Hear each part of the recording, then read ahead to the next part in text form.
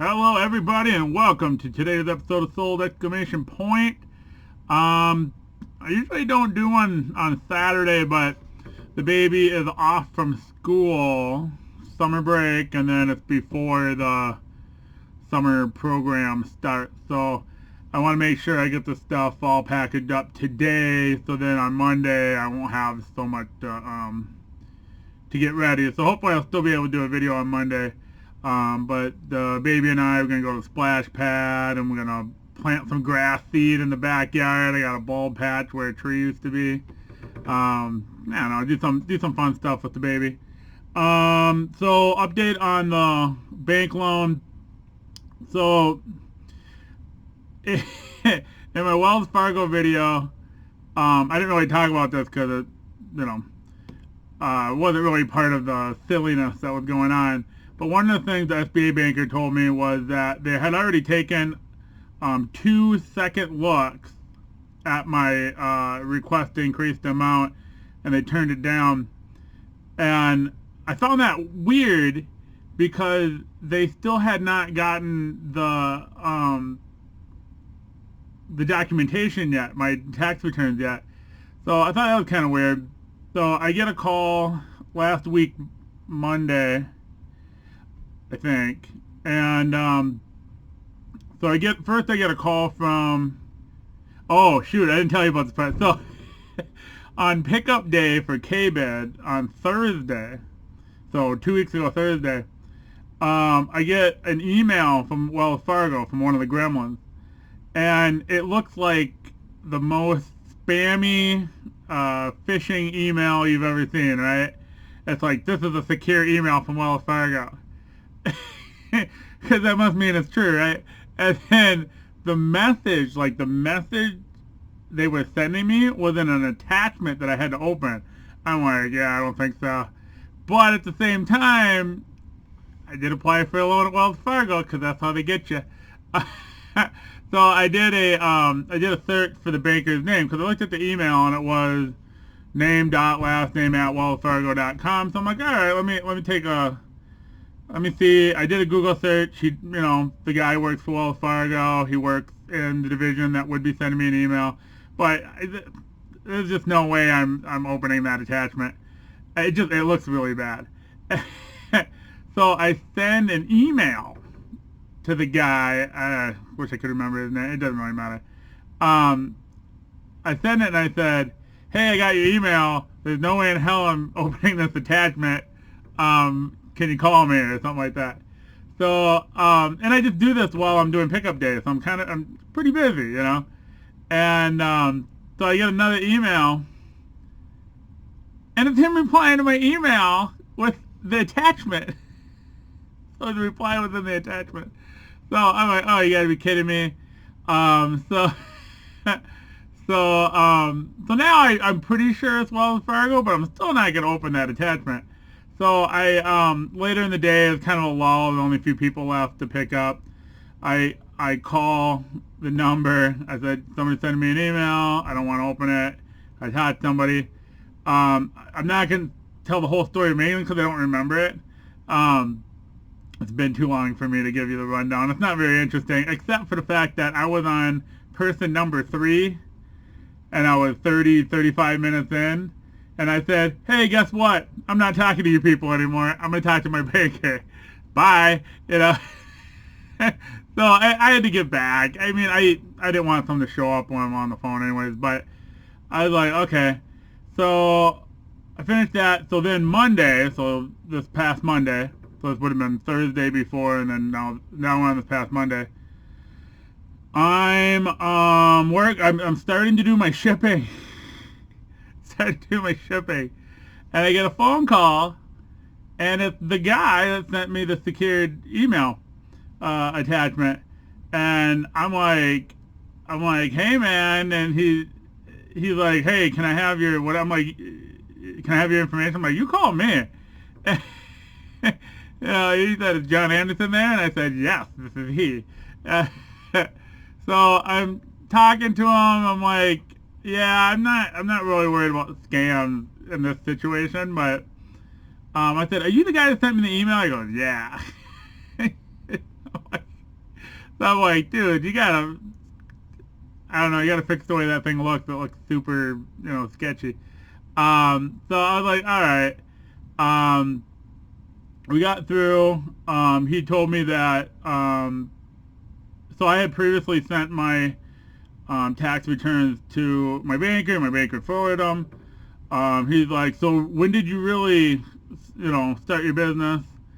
And, I told him, and he goes, okay. And so he goes, I'm going to send you a form. It's going to be in that email. You're going to have to open attachment. I'm like, look, I'm okay from you, now that we've established, who you are. So I opened it. It's just a real simple form. I think it's just mine and my wife's signature. And what that does is they send that to the IRS, and the IRS sends them a summary of what our tax returns say.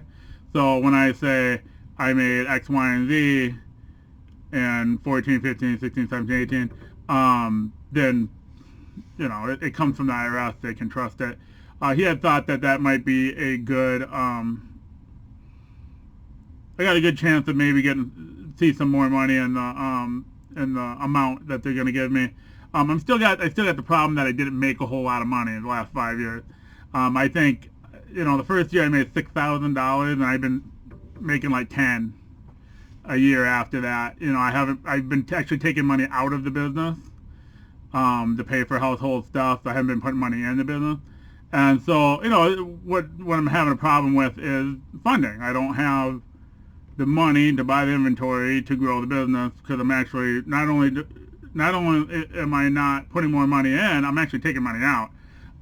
So I don't want to go down this road of a store unless I have the proper financing to do it. So I'm happy with, that I've gotten some money, but I can't do anything until I'm properly funded. I'm not interested in having a store for 9 months and then having to go out of business because I didn't secure enough financing for the beginning. So which would be dumb. I mean, some people get excited and they're like, oh yeah, you got a store, and then they're out of business 6 months. Like, who wants to do that? I don't want to do that. I mean, my option B is I grow my business, and I got $15,000 I can use for inventory, so I could use that to grow the business, and so that would work okay.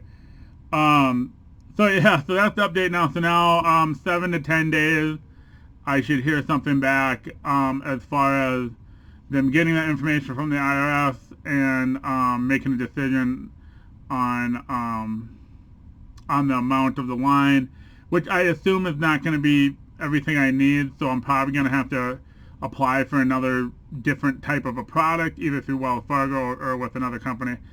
So I will keep you updated. But yeah, the drama continues. Okay. All right. So let's go through today. So Friday, I didn't make a sale. I made this much on Friday. Don't know why.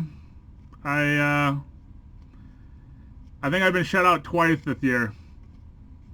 Beats me. No idea.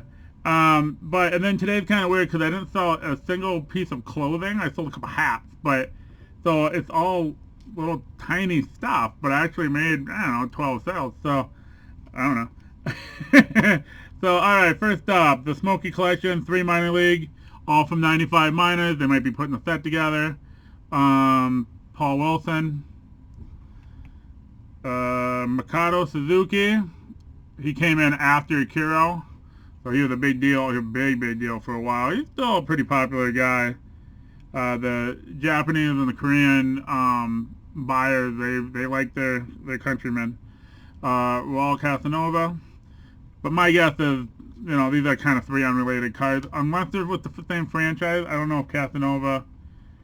I don't know. We got Mets, Mariners, and Padres. So my guess is set. Next up, we got a Roger Cedeno, the Smoky Collection, a single that went for 8. We got an Oral Hershiser, a 96 Flair. This is a really nice in-person autograph set to do. I think there's a few people who have passed, but it's it's borderless, It doesn't have it wouldn't have any gloss, I don't believe. Yeah, there's no gloss on this. There's a parallel that's real glossy.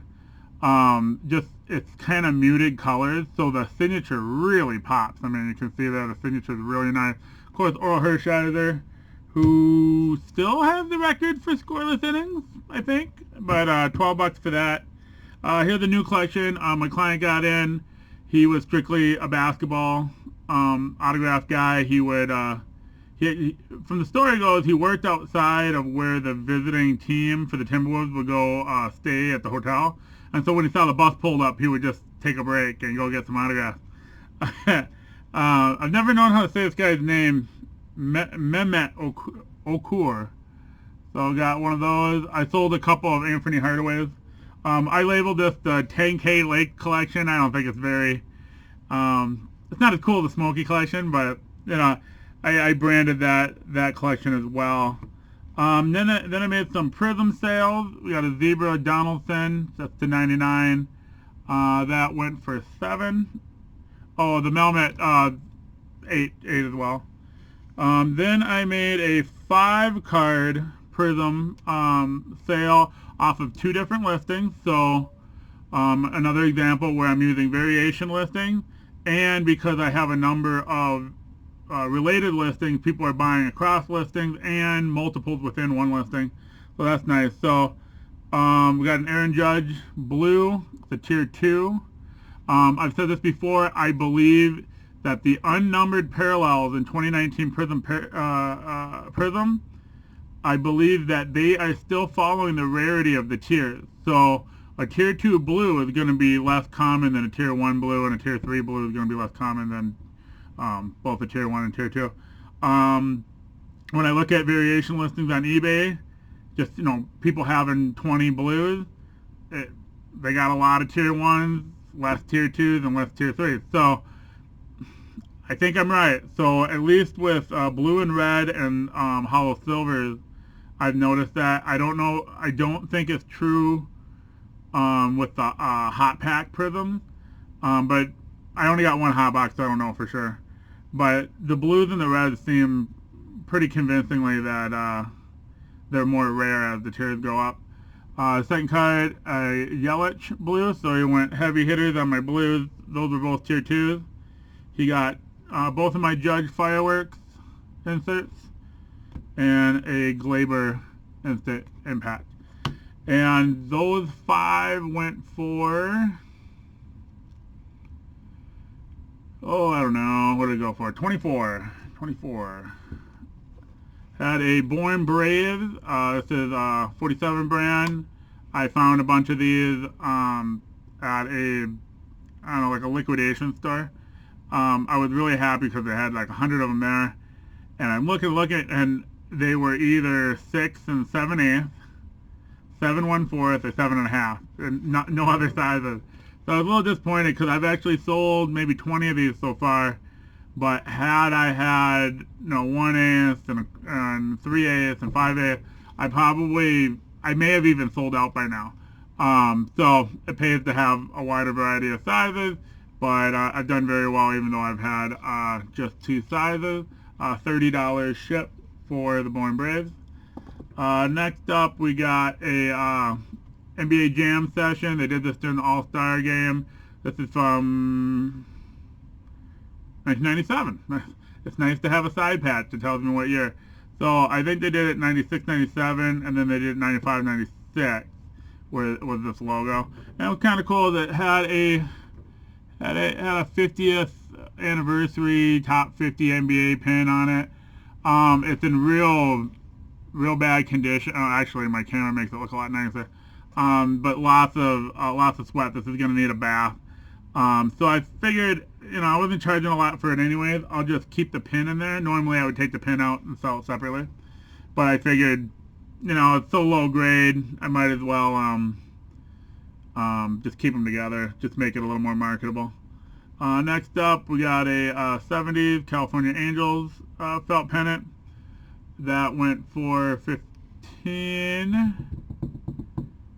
Did it go for 15? Went for 15. Then I made 3 ticket sales. We got a Mets from '86, and that was no, my camera's not liking this now. Mets from '86, Rafael Palmeiro's second career home run. If it was the first, so I got 18 for that. With his first home run, I'd probably at a couple hundred, 250 maybe. So I was very close. 2004 ALDS ticket, $10, and a random ticket with an Encarnacion home run or a Joe Mauer hit. My guess Encarnacion. That was the year Encarnacion was just raking. Got 12 for that. And last up, we got 2 Sports Illustrated, both are the same one. It's the Michael Jordan hologram cover. Yeah, it's a hologram cover. These are actually pretty common even without the address labels. 21 for the pair, but I think I'm gonna have to send it priority. I'm pretty sure it's gonna be over £1, although it might be just under, which would be nice because I'll save like $3. That's what I got today. I'm gonna get stuff all shipped up and pay my clients. And that is what I got. You know, hopefully I'll be back with another video Monday if I can swing it, but I got the baby, and I can usually carve out more time to do it because she's not a baby anymore, even though she is the baby. But you know, whenever I'm watching her, work isn't particularly efficient. So I'll do my best to get a video out Monday. Thank you guys for watching, and have a great rest of your weekend.